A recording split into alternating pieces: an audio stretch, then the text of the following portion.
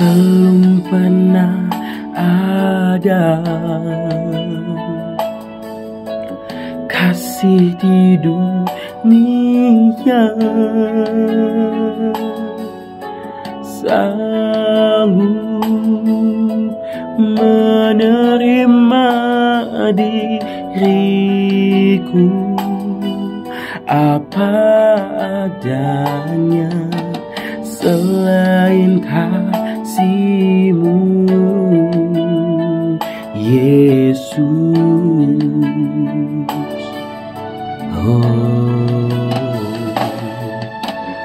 Sungguh tiada lagi kasih seperti ini, sanggup mengubahkan hidupku menjadi baru, selain kasih-Mu, Yesus. Oh, Kau ku kagumi dalam hati, kasih-Mu tiada duanya, sampai kini ku akui kasih-Mu tiada duanya.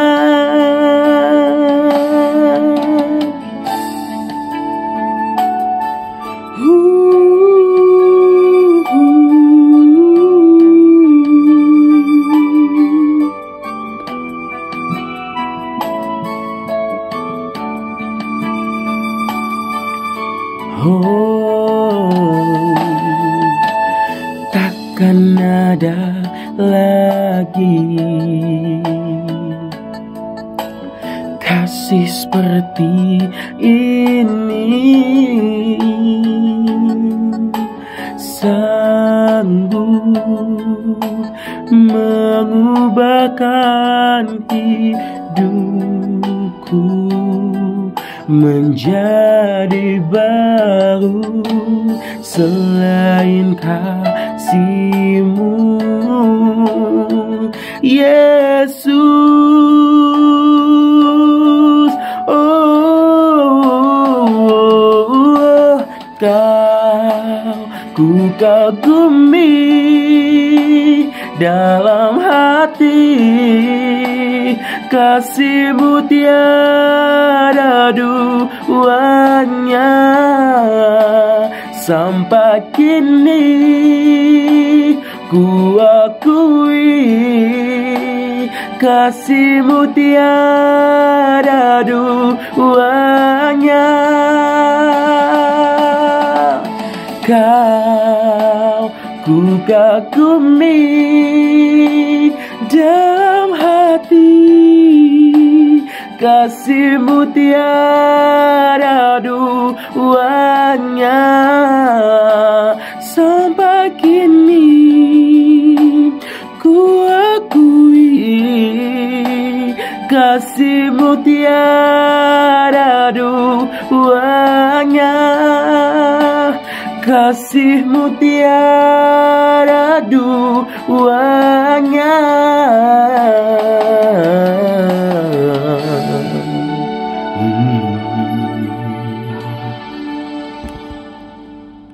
Shalom teman-teman yang terkasih dalam nama Tuhan Yesus.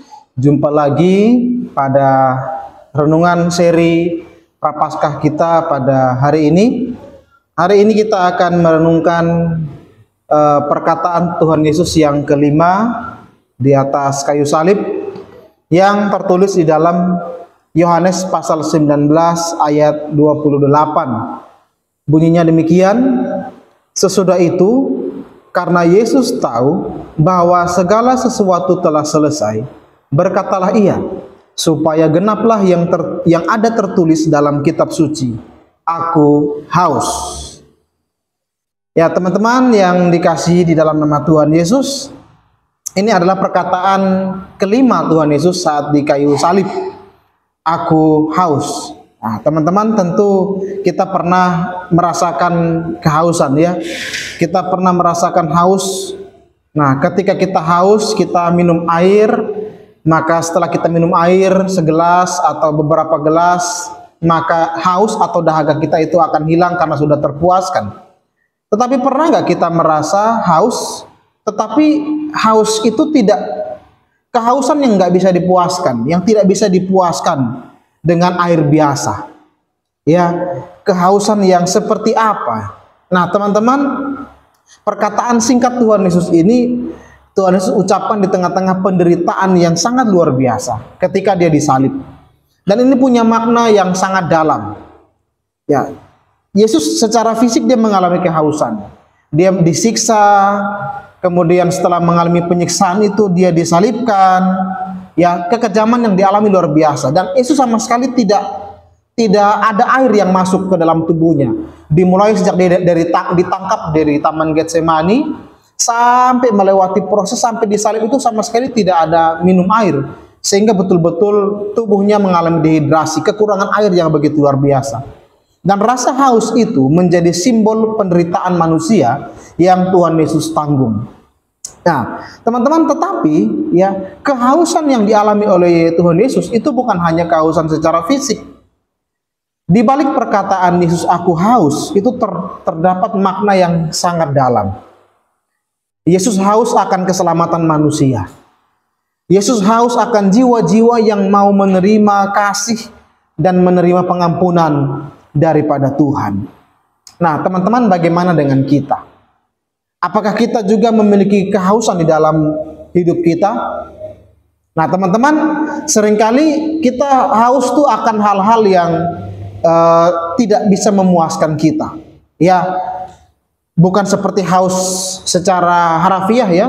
Kalau kita haus akan air, kita minum, terus kemudian kita dipuaskan.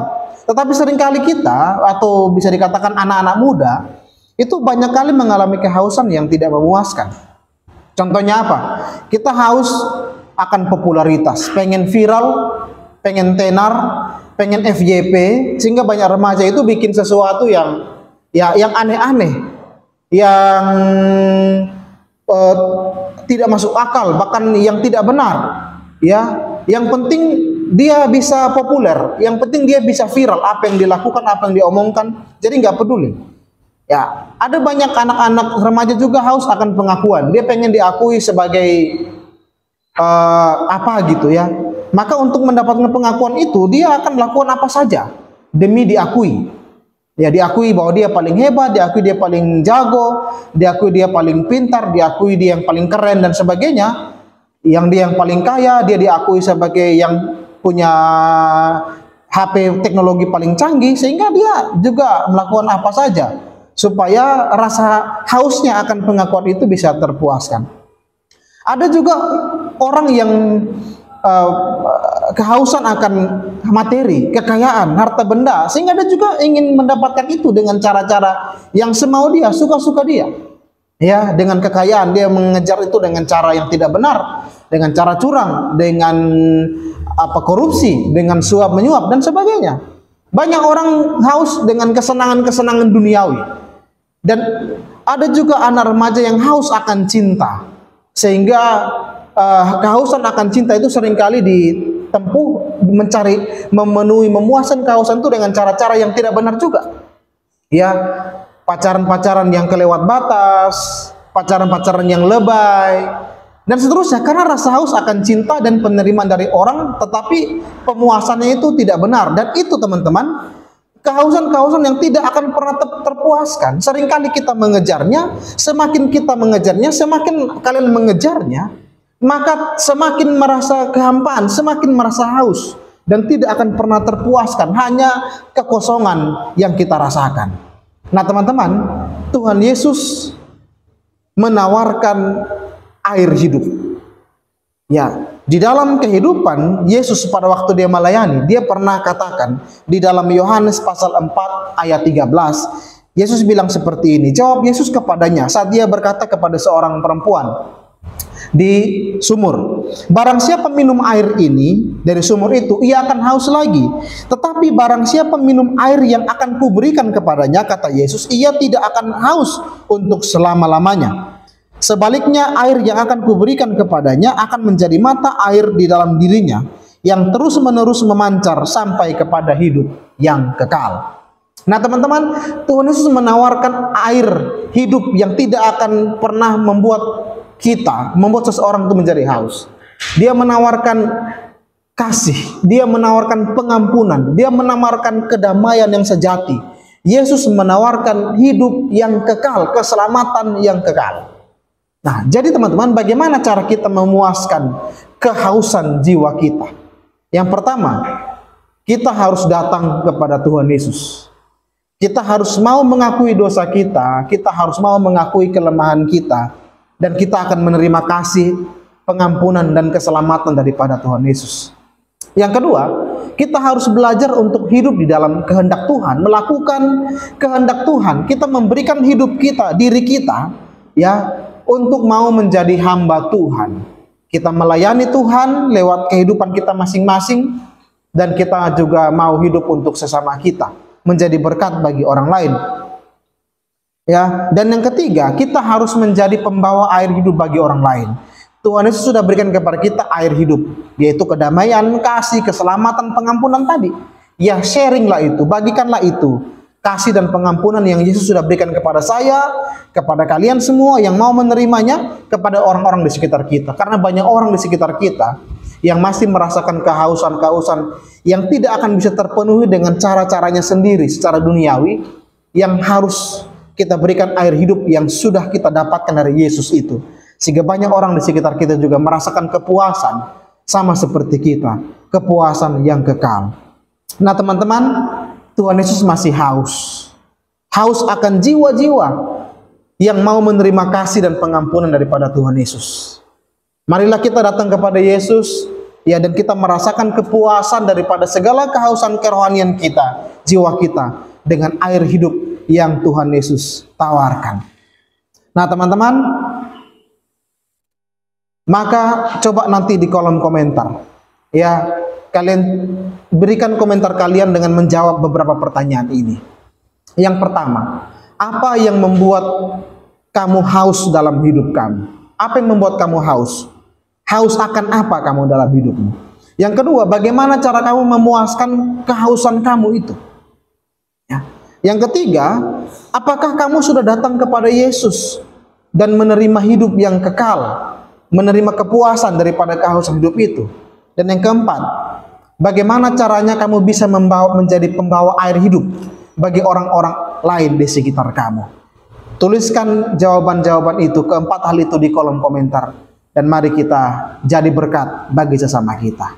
Marilah kita renungkan perkataan Yesus, aku haus ini. Marilah kita datang kepada Tuhan Yesus, dan mari kita menerima kepuasan daripada kehausan jiwa kita dengan air hidup yang Tuhan Yesus tawarkan. Tuhan Yesus memberkati kita sekalian. Shalom.